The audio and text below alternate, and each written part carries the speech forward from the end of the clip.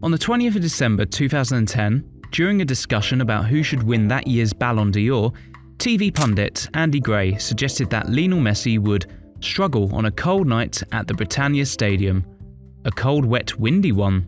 Gray believed, or at least seemed to believe for the sake of television, that the Argentine's frame and style of play would not be capable of handling the generally harsher weather conditions in England, as well as the more physical nature of the game. Flash forward, and the phrase, "but can they do it on a cold wet Tuesday night in Stoke?"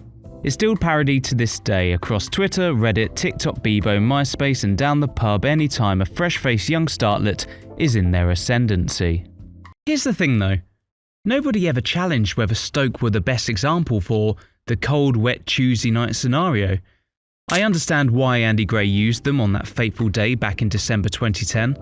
After all, Tony Pulis' Stoke City had come to epitomise the kind of in-your-face, lump it up to the big man two-footed proper challenge football that many English teams in the late 2000s and early 2010s had adopted. It was an effective, if not aesthetically pleasing, way of playing football that struck fear into the English elite, and I'm sure many managers would have swapped an away day at the Britannia Stadium for a trip to the San Siro or the Nou Camp.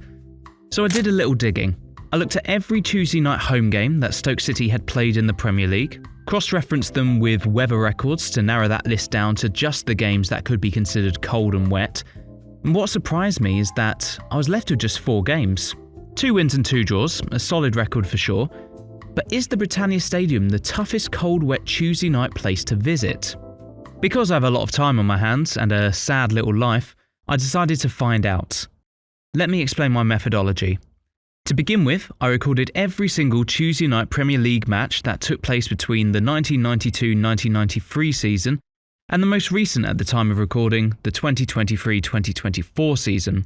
For each of the 562 Tuesday night games that I found, I then had to decide whether any given fixture could be considered wet and cold. To do this, I referred to weatherspark.com, not a sponsor, but if they're interested, I'm open to offers, which has on its site hourly temperatures and observed weather for cities across the UK as far back as I needed. Any observed wet weather post 6 PM on the day of the fixture would mean I'd consider the match wet, and any recorded temperature below 13 degrees would mean I'd consider the game cold. Only games that met both of these criteria would be up for investigation. So here's some issues with my methodology. Firstly, I totally appreciate that the definition of what is cold is subjective, but I just took a walk outside and 13 degrees felt pretty chilly to me. Secondly, while weatherspark.com does have a ton of data, again, not pushing them, they're not a sponsor, not every location on its site has a specific weather station. In these circumstances, I had to just rely on the closest possible option.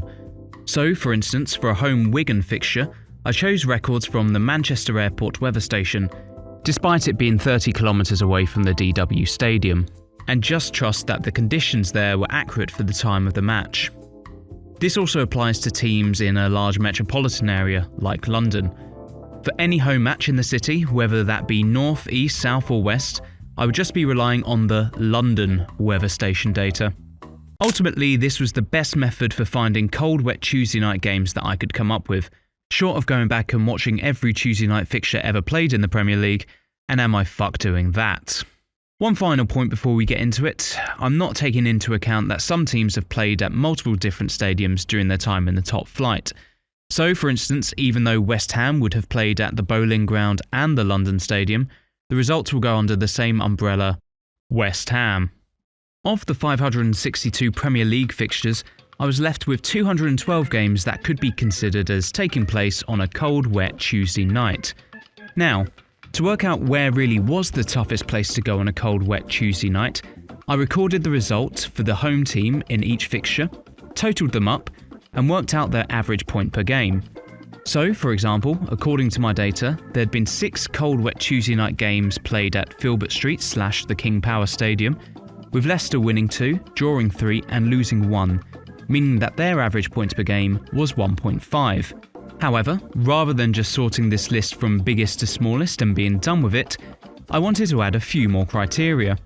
The first was to remove all teams that had played less than 4 cold, wet Tuesday night games at home, so as to make it a fair comparison to Stoke. Secondly, I wanted to stick with the spirit of what Andy Gray had said that night in 2010. The cold, wet Tuesday night fixture is supposed to evoke thoughts of a dreaded style of play. Long balls, set pieces, players kicking the shit out of each other, and the pitch being torn to shreds. Everything Tony Pulis would have wanted from his side a decade ago. For this reason, I've excluded the so-called Big Six from the running, as they don't necessarily resonate with the style of football that Big Andy was thinking of. Finally, I excluded Fulham from the list of eligible teams, because Fulham is a lovely place with a quaint little stadium that is not threatening at all. This left me with a list of 23 teams. Results showed that by far the least cold wet Tuesday night place to visit was, surprisingly, the home of former Premiership champions Blackburn.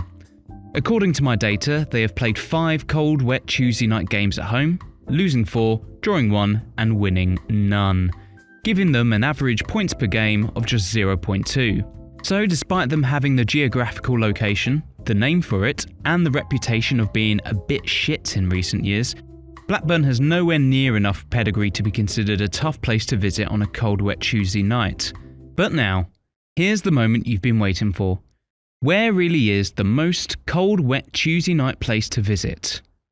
Well, drumroll, it's Wolverhampton?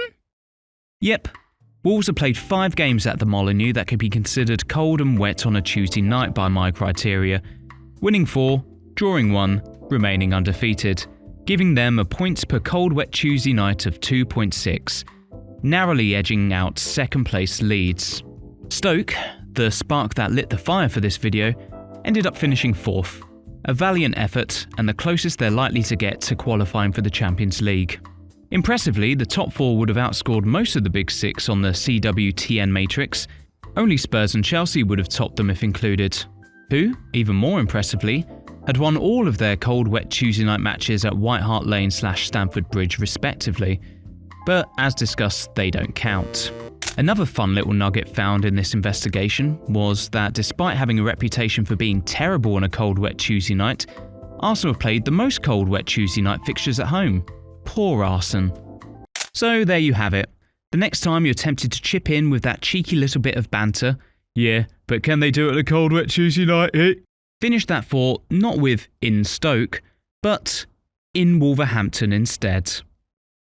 No, that doesn't sound quite right actually. Okay, how about can they do it on a cold wet Tuesday night in Wolves? No, that doesn't work either because Wolves is the nickname of the club, not the city. Okay, how about a cold wet Tuesday night at the Molineux? Nah, that sounds shit. You know what, just use Leeds instead. Thank you very much for watching the video. I hope that you enjoyed it, and this was a fun one to make. Well, I say fun, not really. I had to go through a hell of a lot of data. In fact, it was actually really boring to make, but the outcome was worth it, I think. Maybe not. Anyway, if you did enjoy it, then please consider giving this video a like. It would really help support the channel. If you're a returning subscriber, thank you very much again. And if you're not subscribed, maybe consider clicking the subscribe button. Hopefully there's loads more videos you will enjoy coming up, and you'll get alerts for them as soon as they are set live on the world. Root Nun's a brand new channel, we're growing, and I hope that you choose to grow with us. So thanks again.